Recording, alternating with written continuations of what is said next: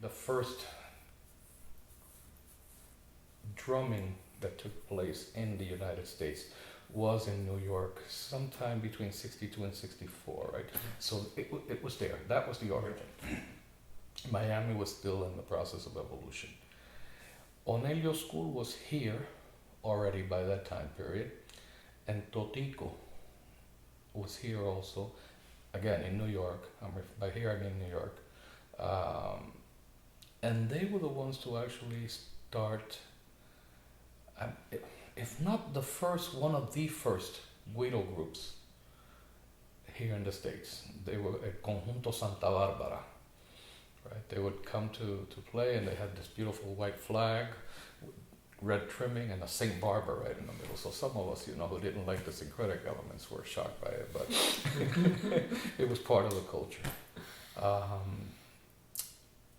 Miami, my knowledge, and again, this is secondhand, I was not here, people began, but before people, Juan Candela, right, created a set of bata drums, which he claimed that were consecrated, but there was always a debate over them, so I'm not sure if they were or weren't at the end. Juan Candela came from New York, though. He had another set of güiro in New York, and they were there early on. Huh? Sorry, what year? Candela. Juan Candela was in New York since at least the early 60s. I know for a fact they were there since the early 60s. The first initiation they made was like before 65. And he came here in Miami? And then afterwards they moved down to Miami, but they kept the connection with New York. He was going back and forth. But he did have the first a set of güiro in New York. Onelio, Juan Candela, Julito, Aguabella began training the African Americans in New York. So you had incredible percussionists, people like Teddy Holliday, who was related to Billie Holiday, actually. He was her nephew, I believe. Were already playing bata drums in the early 60s. And Puerto Ricans also, who began.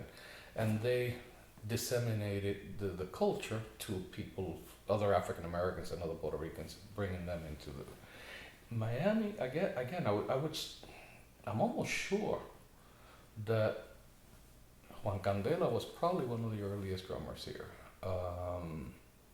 There was a güiro here in Miami directed by a lady, what was her name? Elvira, I believe, who had a legba. What was her name? Elvira.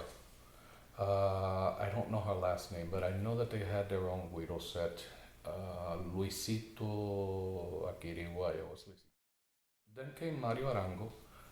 Mario Arango's drums were paid for by a relative of Juan Acosta, his brother-in-law Nelson. I don't know Nelson's last name. They had the money, Arango had the connections. They paid for the drums, Arango went to Cuba, consecrated the drums and brought them over. Wow. That has to be 70, I believe 78 as well, the same year as Onelio's drums. Yeah. Onelio was in Puerto Rico. Onelio was in Puerto Rico, Arango was here in Miami. Okay. So they were possibly the first two to go to Cuba and bring back a set of drums to the States. Off the top of my head, I don't remember any others from that specific time period. In Puerto Rico, you had two sets of drums that were consecrated by Bobby Bolufer, a Babalao, a good friend of mine. I was present. One set was to stay in Puerto Rico, and the other set was for his godfather, who was here in Miami, Diego Fontela.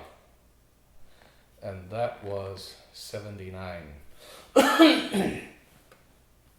The problem with those drums was that they had metal. They had screws and nuts and bolts. But on your own side? Totally unacceptable, yes. Completely criticized, completely ostracized, but they consecrated them nonetheless. In Miami, Diego Fontela's drums were ostracized. Straight away, or? From the onset. Nobody. But according to him, they had añaños Yes, they consecrated them in Puerto Rico. In Puerto Rico, born from which drum? Olofin. Okay. Okay. In the same way I done that and crazy. Right. You know. And you know, Bobby was my friend. I don't think there was any ill intention. I think he was very sincere. He was a very devout priest, and basically what he wanted to do was recuperate the tradition. Nobody expected Mariel to take place.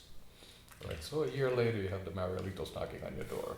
By that time, Puntilla arrived. Puntilla to me is possibly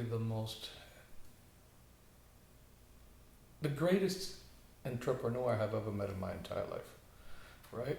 Puntilla created a society of drummers. He just couldn't keep them together, right?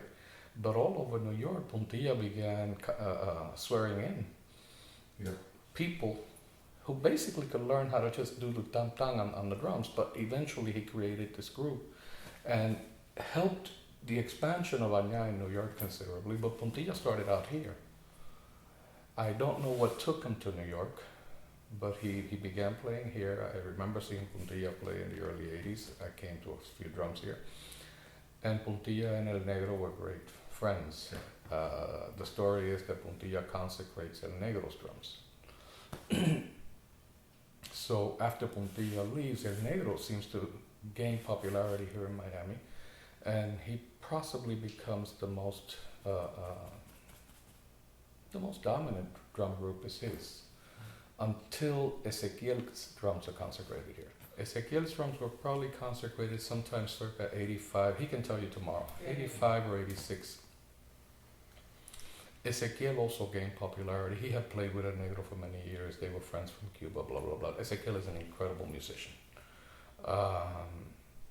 And it was them too for years. And sometimes people. After 92, everything has changed. It's gotten to the point where I don't know who owns the drum. That's how many there are out there.